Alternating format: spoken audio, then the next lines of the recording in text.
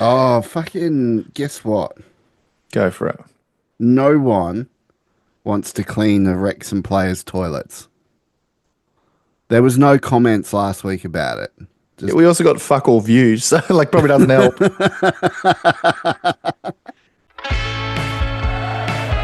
G'day. This is the Two Beards Wrexham Podcast, your go-to for all things Wrexham AFC. Join us as we chat about the highs and lows of our favourite footy club. She'll be right, mate. G'day, beard brethren, Sheilas, fuckheads, and just all-round legends. I am back. Adrian is back. Rousey and Adrian for the Two Beards Wrexham podcast, your hosts from down under, bringing you a lot of Welsh red dragon goodness. How they say it in Wales, croeso. If you're joining us from Wales, we love you, Adrian, mate. It's been a good week. We had a win. How are you feeling? A win. Yeah, 3 out of the 6 points. Yeah, I mean it's definitely this the best way we can look at it is we're in the right direction. You're going to drop games, and I'm excited to get into it. Oh, yes, I think we're going to have a good discussion around this because I was a little depressed on the weekend with the win. But we'll talk about that. Rousey reckons it's a depressing win. Um, There you go. He's doing a quote like he's in the papers. Rousey says, "Quote: oi, Depressing oi, win." shut up, Rousey speaking. Shut up, Rousey speaking. But we come into the new year and we are sitting at towards the top. We are third, I think, at the moment, which is great news. We've got a lot to Yes. talk about today. Strikers going. We need strikers. Do we need strikers? Do we need Dolby back? We've all the questions. Is Patrick Bamford joining Wrexham? All that sort of shit. Is So, SVJ enough? is SVJ enough? And can I cradle his balls? Yep. Scottish Viking Jesus. More Heard it to here first. more to come on that in Literally. today's episode, but we got to get Literally. the housekeeping out of the way first. As you know, we have a Patreon program, Adrian.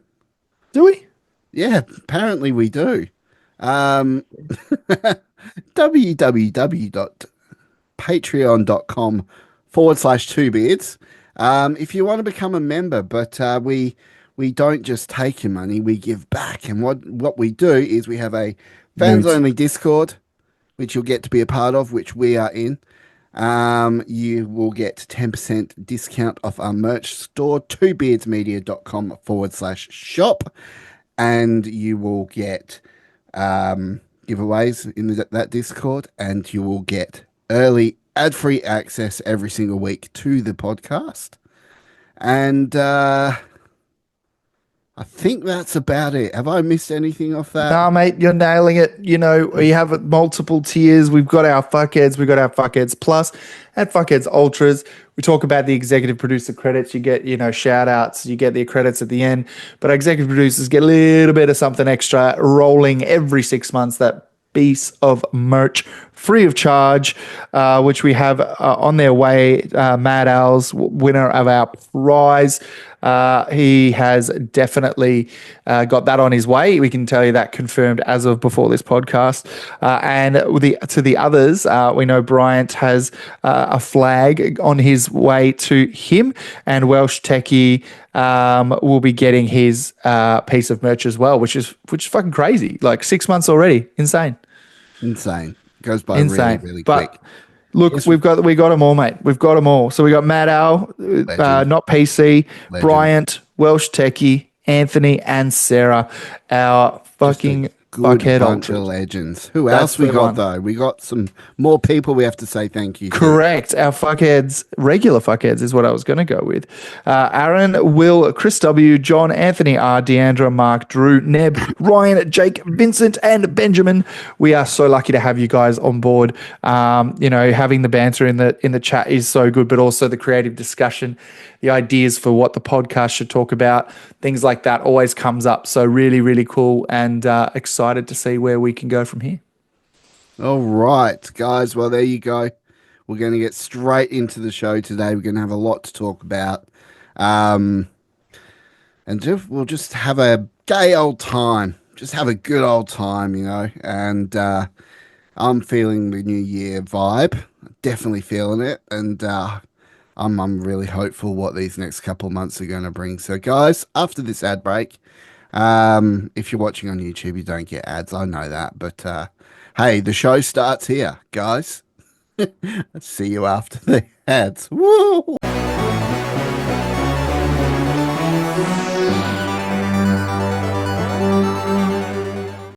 Oh dear, Barnsley. Let's talk about the tough one first because how how did we not come away with something from that?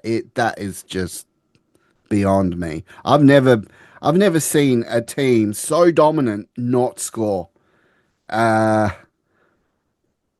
that's It all. was cooked, mate. It's just It was cooked. weird. There was a way to put it, mate. It was really cooked. I think it was just one of those games where you just someone again. Twitter is just full of great pundits, some real idiot pundits, but some real good ones too. And someone actually put out there that we were shut down in 20 minutes, and that kind of was playing catch up for the rest of it.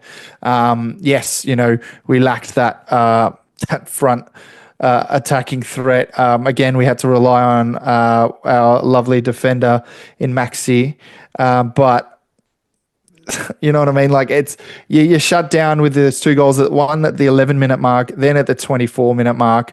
Before we go into halftime down 2-0, you've got an uphill battle away from home. It wasn't looking good, and it didn't matter what we could kind of throw at it. They just had to make sure that they didn't shit the bed. And, that 80th minute goal maybe gave me a little bit of hope, but yeah, definitely didn't go the way we wanted to. I think the way we were actually playing and dominating that second half, and like it wasn't just small. Like we were making them piss, right?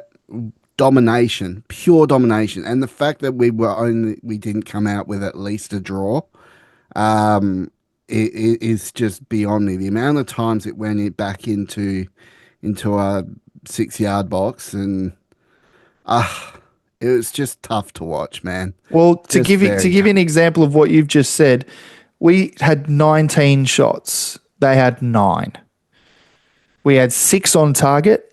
They had 3 on target. So 2 of their 3 were goals. One of them, saved. The other, we had 6 on target, only 1 making the score. 19 shots, only 6 of those on target. I mean, that just kind of reads what we're lacking at the moment, or what we're not lacking. We'll get into that in the next game. But 60% possession, 40 to 40%. You talk about a second half domination. We came out, we tried everything. Literally, I mean, if you can't even see it on here, and I wish I could pop it up on the screen. Oh, you can kind of see it. That green is actually us, and that green is showing that second half is completely green, completely dominant.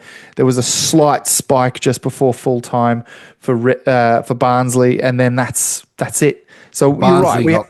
Barnsley got lucky. They I don't know, just mate. got lucky. They put away their chances. That's not lucky. It's just being clinical, and I think we just lacked that kind of clinicalness in this certain game. So we'll see how we go. But I mean, look, you take that every day of the week last season. You take it. You tell anyone 2-3 years ago you're playing Barnsley and you're putting up a score like that, you take it. And I understand times change, money changes, shit like that changes. But mate, just enjoy the times while they're happening, and we're in a pretty good run. Yes, it was a loss, but we move on. Yes, I think I think we should move on. This Rousey's is like, I what don't even want to talk about this fucking game. I I don't want mean. to even talk shit. That was where it was very tough. I mean, because I was on the edge of my seat that whole second half, and it just to see chance after chance after chance not get taken. I think that kind of highlights an issue that Wrexham have right now. It really does. And that issue happens to be a striker issue because we can defend well. We've got good midfield. I do think we're missing Elliot Lee though, and I'm missing Elliot Lee. Um, but it does definitely raise that issue that the fact that we've got a 37-year-old Cristiano in the old Scottish Viking Jesus just saving us every single time. Um, they say Jesus saves, and he really does. He really does. I mean, that brings us to that next game. I mean, this game that we came up against on the weekend, Peterborough. Well, I mean, I know you had a huge call for a 5-0 stomping, but I was still pretty confident as That well. I was just that was more just to. I did kind of want to believe that, but that was more just to rub it in the face of the Poshcast boys. I mean, with what they did last time and how they piped up. Well, they kind of didn't score against us at all. So But I mean, yeah, look, it was a good show. I mean, I don't know how to put it. It was a good showing by them, but I think at home, Parky's 1,000th game as coach of any club that is. So congratulations to Parky, and he deserves every accolade. And if he didn't get a win for that, that would be an absolute disservice to him. Yeah, good on Parky. We love you, mate. And yeah, just great job. But look, we get to this game. a Conquo's back. Okonkwo is back. That's He is why I thought back, I'd wear baby. the old yellow. I know this isn't a goalkeeping kit, but it's the closest one I've got. It's the third kit from a couple years back, but it's close enough. So I was like, Okonkwo, clean sheet, mate. I mean, would you have it any other way? Well, I mean, he didn't have to do much, but No, but at the same time, it's just such a typical thing. Arthur, clean sheets, hand in hand, like Rousey and a bong. So the big one for me, mate. Look, Peterborough are a very good side, I believe. I know they're not sitting well at the moment. They're sitting in 19th, but I've rated them in terms of I thought they put up a good enough fight, but. Yes, that's show a very, very different game. 17 shots. So again, we win a game with less possession yet again. So less possession. We had 48%. They had 52. We had 17 shots. And out of those 17, we only had 4 of them on target. They had 6 shots, 1 on target. Look, that doesn't scream out something huge from them. Momentum was weird. It was one of those weird games where you're like, it actually did kind of to and fro in bits. There was a part where we dominated the first part of that first half. Then towards the second part of the first half, they seemed to got a flow on and had a lot more ball movement of possession. And then the second half was up, down, up, down, up, down. And that's what it felt like because it was edge of your seat. Everyone's a bit like, shit, are we going to be able to do this? We don't have the strike force. It's been questioned during the week. People are already talking about Dolby coming home, and we'll get into that. But the man, the myth, the legend steps up. Rouse, describe what happens, mate. Just tell us what happens. oh, my mind's actually somewhere else right now. He's very Um, high.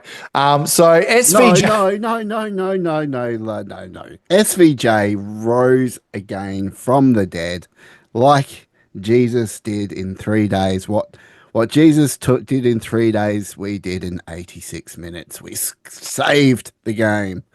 What a tell you what a great goal. He had to jump so bloody high from that off a picture perfect cross from Ollie Rathbone, who is just killing it. Um, Straight cross, rising header, perfect spin to it, top bins, keeper didn't stand a chance. And I mean, I just want to talk more about SVJ, but there was so much that went on in that game, mate. It was insane. And Paul Mullen, all credit to him. He got thrown into the advertising awning in the Barnsley game, and he got kneed in the gems, straight in the Fucking nads, so mate. unlucky. Oh, Just, I mean, I wouldn't say so. Like, it's just like, fuck me, man. Can we straight just in the bubble wrap the nads. bloke? We're trying to get him fit enough to score. We just got him scoring. And then all of a sudden, we're just like in the awning, in the balls. Just doesn't seem to be all turning up for us, does it? But No, look, I but do, yeah. look, later on in the game as well, a Peterborough player got one as well, and the rumours is Paving. that James McLean copped a feel of another one, and mate, I tell you what, there's some lots of stuff with the old testicles in this game. Um, I did want to mention, you literally speaking of putting your balls testicles, on the no, line. yeah, literally balls on the line. And with balls on the line, Scottish Viking Jesus, Fletch, mate, like, I'm just looking at his stats from the game. It's it's kind of fucking remarkable. The guy gets subbed on at what, the 60th minute. He plays 30 minutes of football. He scores one goal, we know. He had three shots in total, 13 touches, four in the opposition box, and then passes into the final third and one clearance. And three of his six aerial duels won. Now, there's all a bunch of fucking random stats at the end of the day. But what cannot be put into statistics is the miraculousness, the superpower, the fucking incredible nature that is fucking Scottish Viking Jesus. And holy shit, how does he come up with this every time? I know we joked about him being the super sub, but it's genuinely to the point now. It was the super sub last season, but it was in games where, we're putting on a tear and he kicks a couple. We're putting teams away. He kicks one at the end. This is literally saving our fucking asses. You drop any of these games and we are nowhere near the contention of where we are now in third spot. What do you make of it, and do you think it's sustainable? He's got the weight of the world on his shoulders, man. He handles it with such grace. And I think you actually have a very valid point. Without a Stephen Fletcher, we will be in a much, much, much different position. And just gives me warm fuzzies about the bloke. Tell you what. Yeah, he puts it out there, and he's got the skills. He's got the nice little tricky flicks. He just comes on and destroys defenders, like, because they're probably already stuffed after chasing after Palmer and Mullen, and He's then such a we smooth get bloody operator. Fletcher coming on, and you know what? It's a fucking cheat code. Yeah, It's a cheat code. It's a like Parky's FIFA, cheat mate. code.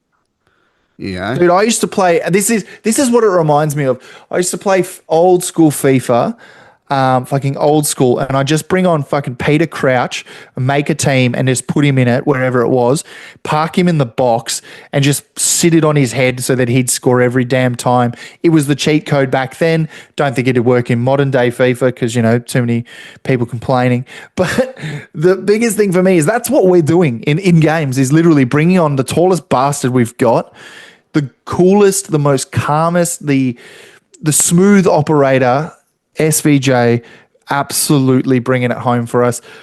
I You know can't what? thank him. It's literally like having a team with Jude Bellingham in, um, starting and then pulling him off the field and putting in Cristiano Ronaldo. That's what I'm going with. What? What? Well, think about it, right? Cristiano Ronaldo's 39. You're going with age. I get it. Yeah, They definitely but didn't play together he's at any still a point. prolific striker. He's still, one of the best strikers out there. It's like having someone as young as like Jude Bellingham or Harry Kane or someone there, have them running around at the top of the pitch for the start of the game, and then, oh, hang on, here's Cristiano Ronaldo. Boom. Yeah. And no, it's a fair point because like we are bringing on someone with experience.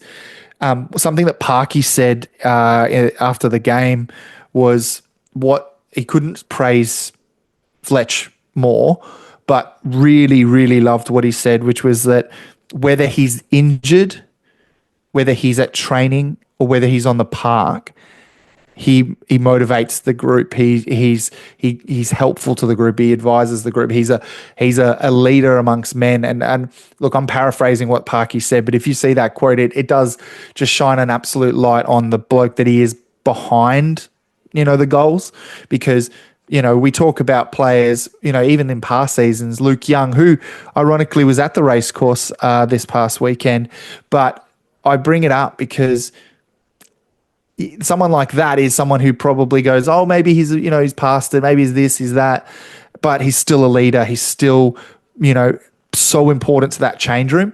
I think what Parky's saying is Fletch has that as well. Fletch is that important in the change room because it's just an interesting topic of discussion because you go, okay, you want to bring in, the no dickhead policy, and then, you've got to bring in strikers who, let's be real, Rouse, notoriously the egos are on the strikers, and the higher up the pecking order you go, the douchier they become. And we have been very fucking lucky in the sense that we've had people like a Paul Mullen, we've had people like Fletcher, we've had people like insert other here. No, we have like Dolby, people like that who, are level-headed, calm people. And then you've got people who are known to be a bit of characters. I know there's been a bit of a thing about Ollie not coming back on to the bench after being taken off. That has been a topic of discussion. Now, I'm not trying to shit on the bloke. I was praising him last episode, but it is obviously not a great look. When you're looking at a striker, how important is form versus I guess etiquette is the word I would use. Maybe that's a poor word. Teamsmanship versus form. You want a good balance. Like I want my strikers to be a little bit selfish and a little bit, a little bit egotistical because you want them to have that aspect in their game. But at the same time, have a good balance of humbleness and I feel like we've got that right. It's just unfortunate. Look, I don't know what went on with Ollie Palmer. Well, I It mean, was highly I haven't unusual. seen the footage of it because I'll be honest, I wasn't paying attention to the bench at all. But people at the ground were saying he was there, and other people from the ground were saying he wasn't. So I guess it's just maybe it's what do you call it? A absolute mare of a call that's just kind of taking its People legs. will talk. Rumors will be Spun, made. Rumors will be spun. We're not going to play speculate. into that because we think that's doing the players a disservice and a bit of disrespect to carry on about that. But either way, it was highly unusual that Parky would make a halftime sub. So it could have been maybe Ollie Palmer wasn't feeling well or he had an emergency or something he had to deal with. Could have been anything. So I'm not But going that to. brings us to the point where we are now relying on, and don't get me wrong, Scottish Viking Jesus. We can keep saying that name. I feel like it's going to be the name of this episode, but it is constant that he is there. But we can't rely on that. I just feel like becomes a point where he gets injured again, and all of a sudden we're like, fuck. Now Marriott getting back into it as well is obviously something that's been talked about. I do want to raise the next question, which I know we'll get into another segment. But before we move on, that Peterborough win, obviously we take it. It's 3 points, 87th minute goal. You got Barnsley, that's a 2-1 loss. I do want to just round off this little bit here by asking you 3 out of 6 points, yes or no? Happy or not happy? 4 out of 6 would have been better. Yep. Agreed. I reckon we take a draw against Barnsley and we do exactly what we keep The saying, which thing is is, those around us as well, they've got tough games. You got Wickham versus Huddersfield coming up. Now that's a juicy, belter. juicy clash, that one. Um, one of them is going to lose. Um, Or draw. and put yeah, and this is their makeup game too. So, um, I'm hoping that a good result for Wrexham there would be a draw. Um, but the results around us haven't been too bad. I mean, Birmingham is kind of storming the league. Expected them to do as much. Um, but how they've had a few little stumbles, a few draws, and a loss. So Mm. they're not fallible to it. So they might have tougher parts of the season. I know for a fact Wickham's just lost three of their back line, and that's through loan recalls. So they're going to have to restructure their back line. How does that look for them? So there's lots of questions going on at the moment. Football's football, but we're sitting pretty, and we're in as long as we're in shooting distance of that automatic spot. I think Wrexham have the momentum and the experience to to sneak into those automatic promotion spots. Mm. That I'm still hopeful. So yeah, it's tough, but it was a tough Christmas period. Mm. But overall, over the Christmas period, Again, we'll take it, mate. We'll take yeah, again. Start of the season, you ask about any of these results, you'd take them. So, look, mate, I know that we're dying to talk about the striker issue a little bit further, and talk about the man who went to Scotland and is now dominating in our mate and one of my faves, Mr. Sam Dolby. But I'll let you take it away, Chief. ah, okay, all right. Yeah, I think it's good. We actually don't even have a game. Well, I mean, we could talk about Port Vale. the Port Vale one, but I mean, This airs after the game, so we're just going to look yeah, like idiots. yeah. So we won't talk about the Port Vale game. Wrexham will do well. There we go. Um, all right. Well, after the ad break, guys, we're going to just shit and talk about our striker issues and whatever else we feel like. Whatever pops into our brain, this could be dangerous, but we'll see where Dangerous it with no goes. predictions. It's just going to go straight into madness. So, keen. All right, let's do it, guys. After the break, see you later. Whoop.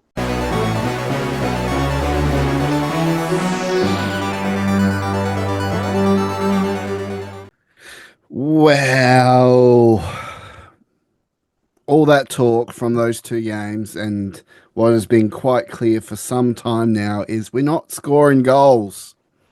We're not scoring goals, so we've got a striker problem. Process of elimination. If you're not scoring goals, you got a striker problem. But But it's funny. We kind of had one last season, and then Mullen found his form after the Christmas break. I was just kind of hoping and praying. Now it's still so early to tell. Like, what are we at? Recording this, it's the 6th of Jan. You're talking at this date.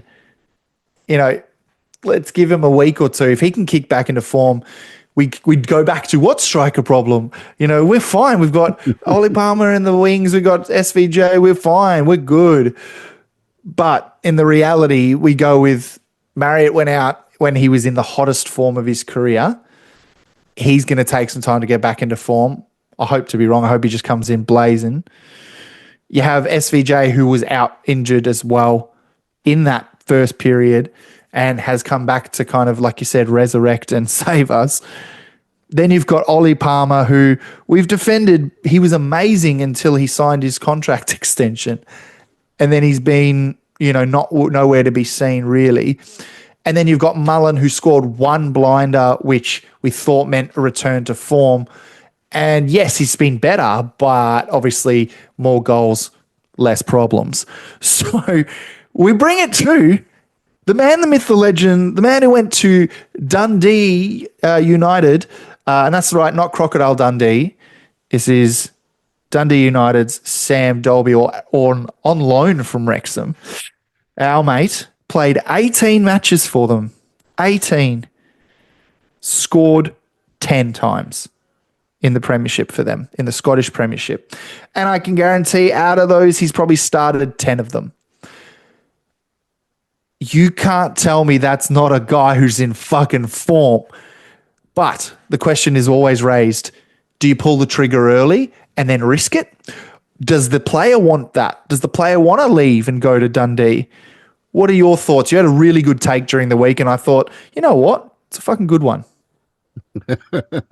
My brain is still stuck on Dundee because we've got the Crocodile Dundee. Yeah, And I always thought that was Australian. So what is a Dundee? Dundee United. Dundee's a place, Yeah. mate. I don't know, man. Like, Dundee in Australia was named after the Dundee in Scotland. Fun fact. I wouldn't go looking that one up. Genuinely. Look it up. But you do raise a point about Dolby, and I got to say, I'm just still wondering where the word Dundee comes from. But Oh, anyway, for fuck's sake. no. What I said during the week is that the question was going around everywhere that would you take him back, all that sort of stuff, and I was like, no, like you can argue that he had his chance, and he obviously wasn't getting the game time that he needed, so he was sent out on loan, and I just think it's probably a different level in the Scottish Premier League to what League One is, for one. And two, it is a completely different system of play, which probably suits Dolby more. And three, if he doesn't want to come back, and he has actually stated that he wants to see out his loan, wants to stay at Dundee. He did come out and say, and when he was interviewed, it was said he'd said he was just happy to play his football. He's very sheepish around the question. So I think that's either goes one of two ways. It's either he's already gotten the tap on the shoulder, or he's getting a tap on the shoulder from Dundee, being like, "Look, we've got an offer on the table. We need you to look at it." Well, not him, but obviously his agent. But just another fun fact: he's the leading goal scorer in the Scottish fucking Premier League. He's in the Scottish Premiership. Sorry, he scored 10. The next two is both Celtic players. Just to give you an idea of how much of an impact Dolby has had, there is always a 2-horse race in the Scottish League. It's never different. There were the years where Rangers were absolute fucking tearful, terrible, and Aberdeen would picking up those little pieces. Dundee United are third. So it goes Celtic, Rangers, Dundee United, purely because of Sam Dolby. And they held Celtic to a draw too, so. And he scored the winner in the Dundee fucking derby. So you got to look at it of a thing of this guy is in form and he has already got the eyes looking at him. Supposedly there are other Scottish teams looking at him. Would not be surprised if it's Rangers or Celtic going, you know what, how can we bolster what we've already got? But at the end of the day, you are right. It is different. It is a different setup. Wrexham's third.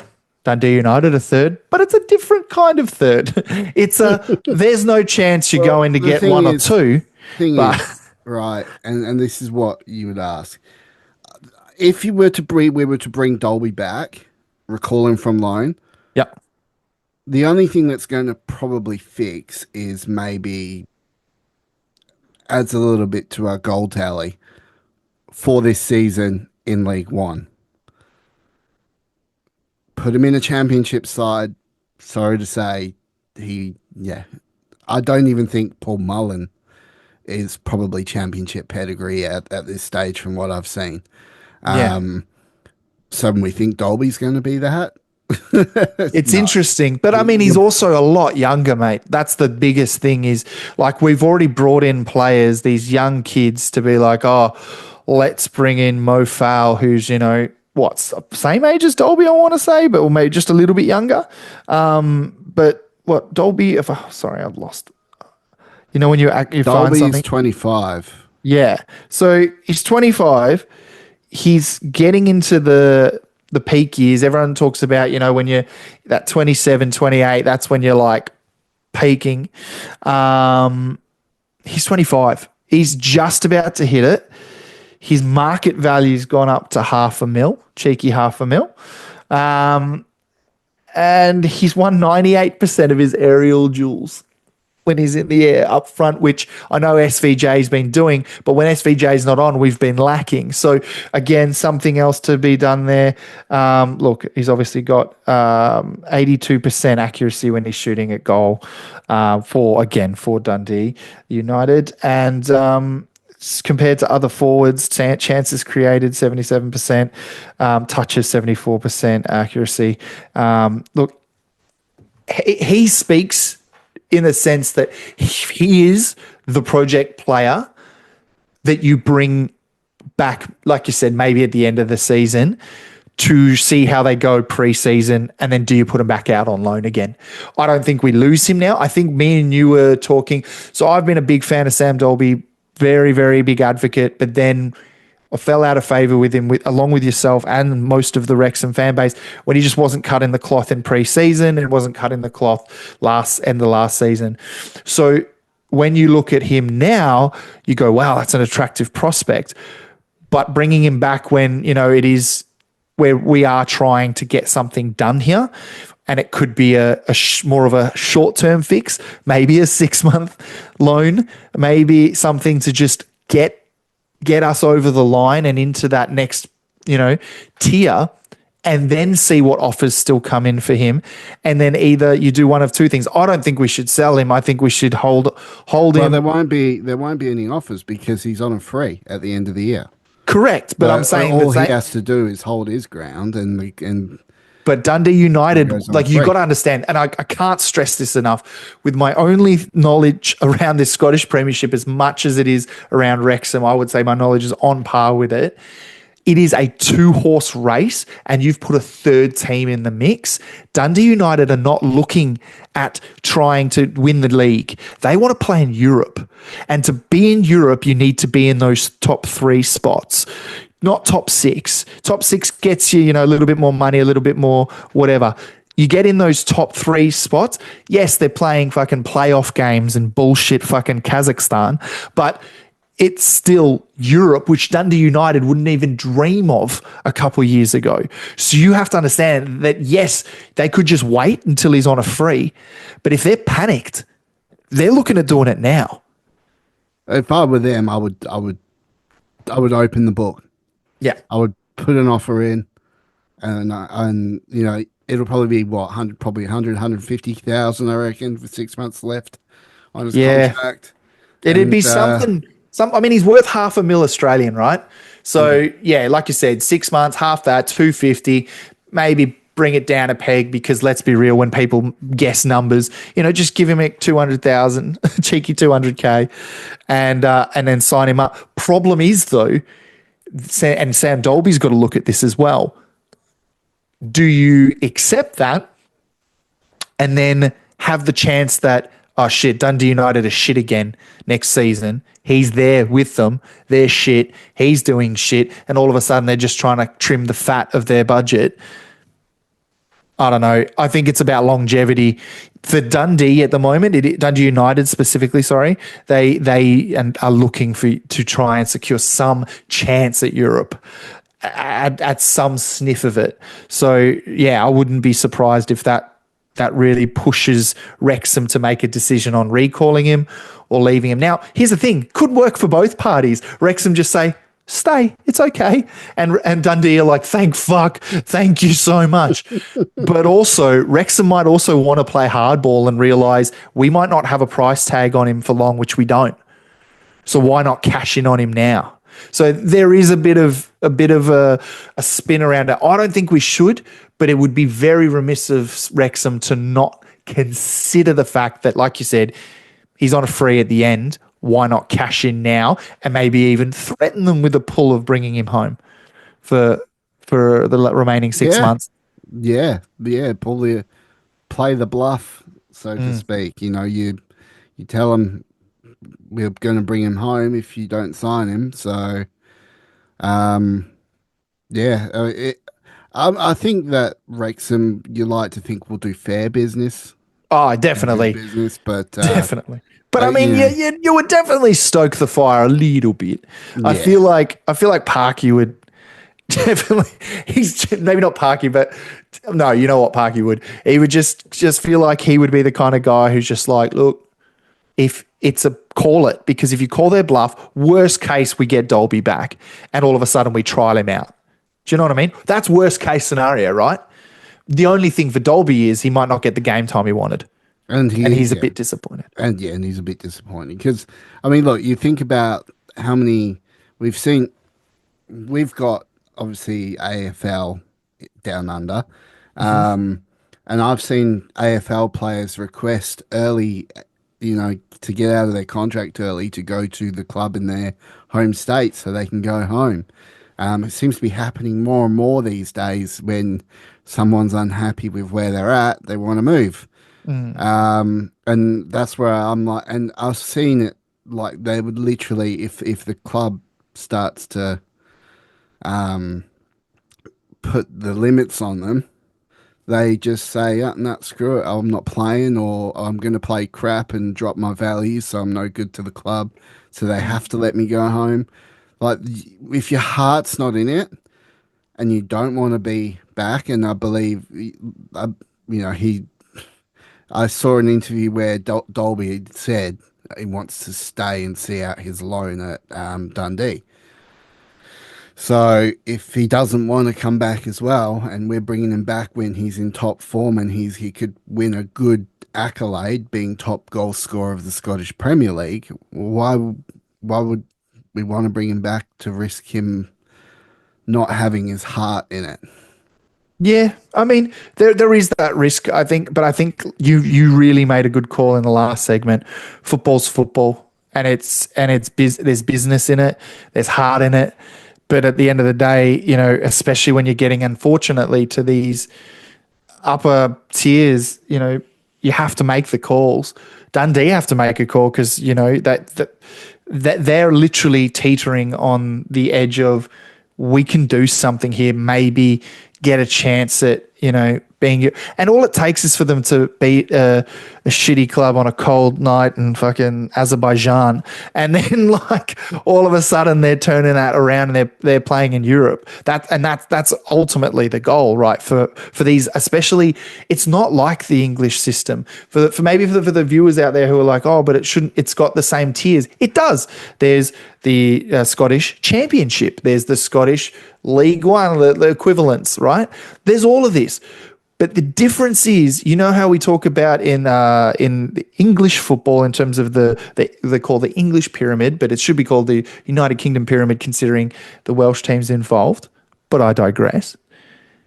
Not really. It should be whatever. Anyways, so the point is the top two, Celtic and Rangers, dominate. And that's not to say, oh, but they'll have a bad year. Their bad year is coming second. If Celtic finish second, which they did a couple years ago, and Steven Gerrard took Rangers to in the first title to break them getting 10 in a row. That's right, 10 in a row.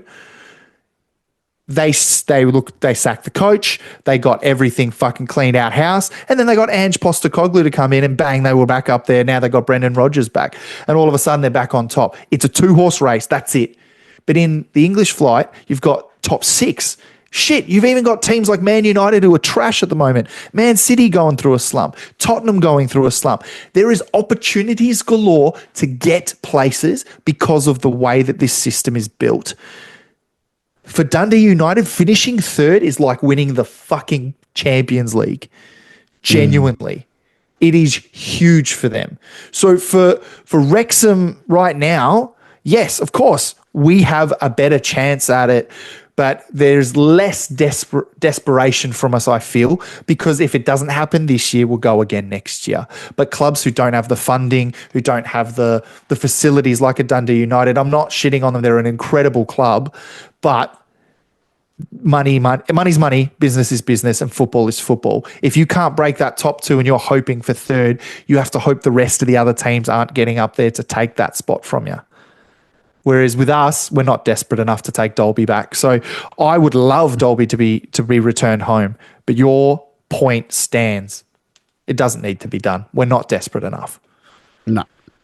No, we'll go, and we've got to think about, obviously, with the next year coming up, with what strikers will we get, and there's been a few names obviously branded around, hasn't there? There's been Patrick Bamford, which has been a very, very surprising one. Not that we speculate Personally, here at Two Bits, but that's a pretty fucking tasty signing, mates.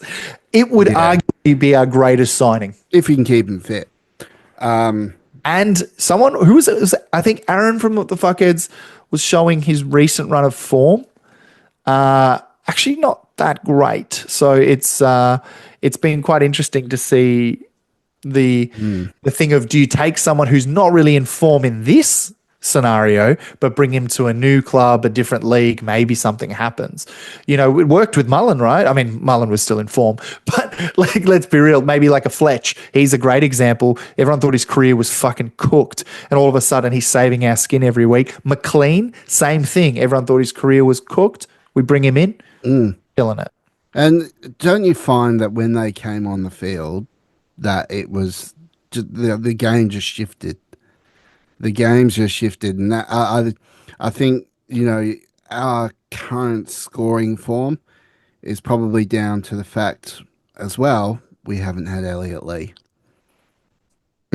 So, you know, there are Sorry, factors. I can never take you fucking seriously. I love it, but you're just like, but Elliot Lee, I miss you, baby.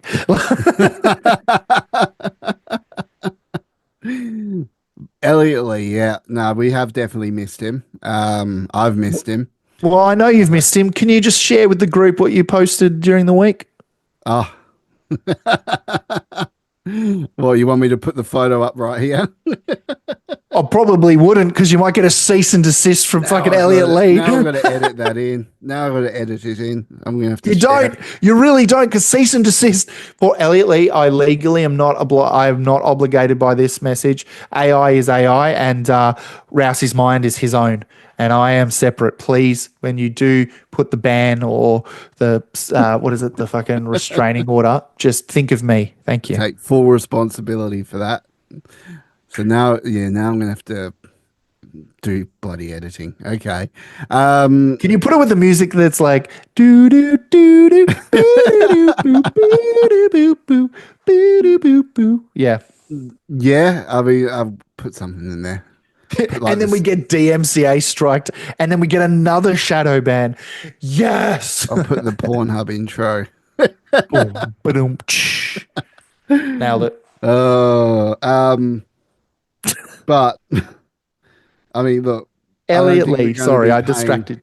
Yeah, bring it back on thing. I don't think we're going to be paying $70,000 a week for Patrick Bamford. I think that I don't know where that rumors come from, and I'll be very, very surprised if that ends up coming true.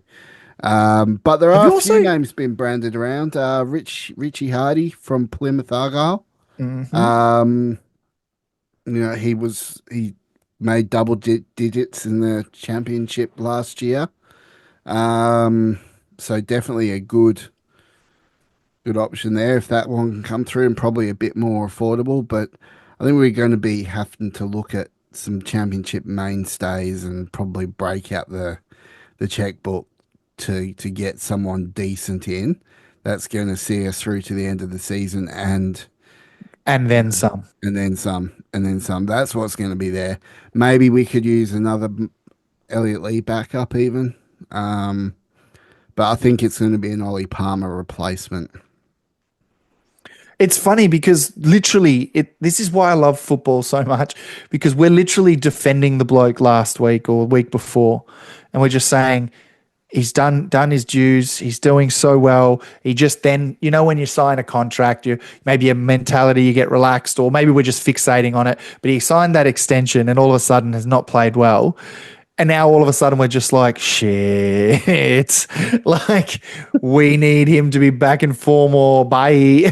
And that's not a nice way to act to someone who's been such a such a character for the club, such a face of the club, really. I I mean, think he's been in really good form this year, and I still stand by what we said on the last no, I pod. And we agree, but it back him, has but to the be last two consistent. games has been he's let us down a bit, Mm. and the only reason why I'm saying that we need another Ollie Palmer or a better version of Ollie Palmer is because out of our strike team, if you look at our current strike team between Fletcher, Palmer, Mullen, and Marriott, and Mo File. Yeah, poor Mo. Take out Mo File because he's a project, but so we look Or at the those next Billy four. Waters. Yeah. Um, yeah, if we look at those four. Palmer's the worst. Sorry to say, but Palmer is Yeah, not, he's the worst in out of current those four. standing, in current form, yes. And that's not to say he's shit, No, he's not. He's but a he's fucking just top not player. the top. If you're going to replace anyone, it seems to be that will be the replaceable one. And I think I like the way you're wording that because you're not saying, oh, he's done this season. He'll probably still come out and prove us wrong, kick a couple goals and get back into form. But you're saying it's more about a long term. Well, Ollie's going to age and possibly decline. There's no point investing more time and money into someone who's, in the coming years, we need to be fighting to stay up in a League One or a Championship aspect, and we need people who are going to be, age becomes a real factor as the seasons move along, even to the point where Scottish Viking Jesus, I love him to pieces, and he's doing fucking phenomenal work right now. But you'd argue him in the Championship right now, at his age, can he do that? And if he can, fucking great. But it's one of those things where it's been tried and tested with other clubs who've gone up and down like a yo-yo. And it's because they find it really hard to find that sweet spot between having the youngsters and the oldies and not really having much in between. And that's where I think a Sam Dolby comes into it for future. I mean, he's 25. So he sits in that middle spot, which we really don't cover right now. Think about it. Mullen, Palmer, SVJ, older end. Mo Fowl, more bottom end. Marriott, probably in his prime. What about this? What about this question then? I want to ask Go you. on. I want to ask you something. Pick your brain. All right, think about this. Paul Mullen Yep. as a centre attacking mid, a backup to Elliot Lee, and replace Paul Mullen. So get another striker I just don't think he's got the legs. as a centre attacking mid. Like you got to track back. So the He's point doing with that already. yeah, he is, but he's not like the difference is, and you know this because you've defended Elliot Lee week in week out. The tracking back is constant. You watch Paul Mullen, he makes the run, he misses the shot, misses the ball on, and his hands on the hips, catching his breath because he's done the mad dash. You're asking him to do the mad dash up, back, up, back, up, back, up, back with his injuries, his age, and having to try and put it on an absolute dime for whoever we've got up front. I like the idea, and honestly, it probably might be something that could be looked at, but I just can't see him physically being right enough to do that because we're barely getting him as a striker right now. So moving him to a more running position and a more assisting position, I can't see it unless the person he's putting it on a dime with, Ollie Palmer. We talked about it the week before. They've never lost at home. Those motherfuckers, two of them together, they start. We don't lose. We don't lose, but we lost. But we lost straight after that fucking stat came out. Anyway, but the point is, we love the hype around this club, and it's if someone said, it happens every fucking week, but the opposition say it every time. It's all go tits up when the owners get bored. How could you get bored of this? How could you get bored of being a fucking top club in every league you've been in preceding in the last 3 years? How can you not like being... They're making a squillion. Let's be real. Their marketing team is fucking brilliant. Tourists galore going down. But everyone goes, oh, it's bad for the game. It's like, okay, tell that to Tottenham. Tell that to Arsenal. Tell that to Liverpool, Man United, Man City, these top clubs who are literally doing that. Literally, they put videos up every week, and I get so mad at the hypocrisy. You've got people going to Tottenham, right? Fucking this fandangled stadium from Korea, right? These guys go over, they get shirts, they get hugs, they put them on the big screen. Good on them, right? But how many of the American, Canadian, Australian, New Zealand, contingent, Irish contingent, Finnish contingent, shout out, they're going over and they're not getting the cameras on them. They're not meeting the owners. They're going there to watch a club they love in a fucking freezing cold with 3 fucking stands that work in a temporary stand, and they don't get the commendations that these other guys do at Liverpool, at Arsenal, at Man U. My rant is almost done, I promise, but I shit you not. Why would the owners ever get bored of that? Any game where you can waste time by hitting the gems is a good game by me. You motherfucker. That's so funny. All right, mate. Well, look, that No, was my rant. I'm done. I think I think you're right on the money there with that. I mean, you can't possibly get bored of this game, and there's so many stories as well that happen, and the loyalty you end up feeling to your club, that connection you feel to your club, like it's a part of you, it's a part of your life, and you know. I know this club has very much become a massive, massive part of my life, and I could not have called that one 5 years ago. No. So, I was in a very, very different place and barely even watching football 5 years ago. And that's a lot of people. And that's the Wrexham effect, right? Like there are people who weren't even watching sport, mate. The fact these are people, there was my favorite one, there's a couple, and they're one of my favorite on Twitter because I follow them and they're good peeps. I've got to start writing these people's names down. But they're an American couple and they never watch sport. Like they just weren't like they'd watch it, they watch the Super Bowl when it was on, they'd watch the big events, right? Olympics, shit like that. But they weren't following a team. And then they watch the documentary and they go, oh, we'll give it a go. Things like National League TV lets them be able to do that. And they're like, hey, this is pretty good and it's not a bad time for us. Oh, maybe we'll do it on a weekly occasion. They bond over it as a couple, and now they've gone over there multiple times. They've done that, and that's just one story. There's like maybe not millions, but thousands, hundreds of thousands of stories around the globe around the Wrexham effect and what's happening. And people fucking can shit on it all they want and hate on it all they want. But it's because they want and wish their club had the same thing, simply put. And the amount of people who say, oh, well, I would love for my club to be in the dark ages than what they're going through. No, you wouldn't, mate. You don't want your club being on the verge of bust. You don't want your club, not being able to pay the kit man. You don't want that shit.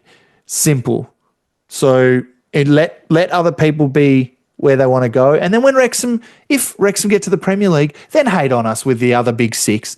But for now, separate category, jog on, shut the fuck up, cunts. Got a lot on my mind this week. Got a lot on your mind. Yes, there's a lot going on, isn't there? So, look, I think it's going to be an interesting January, regardless. There's a lot of changes going on as well with a lot of other teams too, and the January can really, really change things around. So we can only see where we go. I think I'll speak for myself and Adrian that we are still in the firm belief that we're going to be up in automatic positions. So that's going to be really, if we pull that off, I'll be such a happy man, because that means when we go Mate, to Wrexham in November, yeah. which is coming up, that's this year, Adrian. This year, mate, we will be going to Wrexham this year in November. Holy fuck, this is our first step of 2025. Yeah. Yep. So countdown Shit. begins. Countdown begins. All right. So I'm nervous now. 11 months, mate. 11 months. So it's going to happen, mate. Believe it. We will be going to Wrexham. We're looking forward to it. just like we'll be looking forward to next week's episode, um, which will hope I'm going to Well try and get a played. guest in. I'm going to try and get a guest. All right. Um, so if you want to come on the podcast, reach out, let us know. Or, comment down below anything that you want to add. We may read it out in the podcast next week. But by all means, give us a like, share, and subscribe. Um, Adrian, mate, let's have a good Port Vale win, hey, and just And move on for a bit of rest. A bit of rest because we got some big games coming up. bit of rest. I'm moving house, so it actually comes at a really good time. So it'll be good to just kind of kick back and try and set up my shit again, so I can watch the games on a fucking actual screen because I've been watching it on my phone.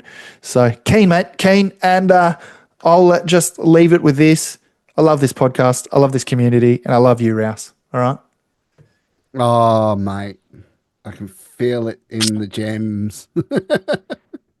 Yeah, Feel it well, in the clip that. plum. That's the only nice thing I'm going to say about him. Continue. Oh, right. Alrighty, guys. Thank you for joining us this week. We love you. We'll see you on the next Two Beards Wrexham podcast. Bye. Woo.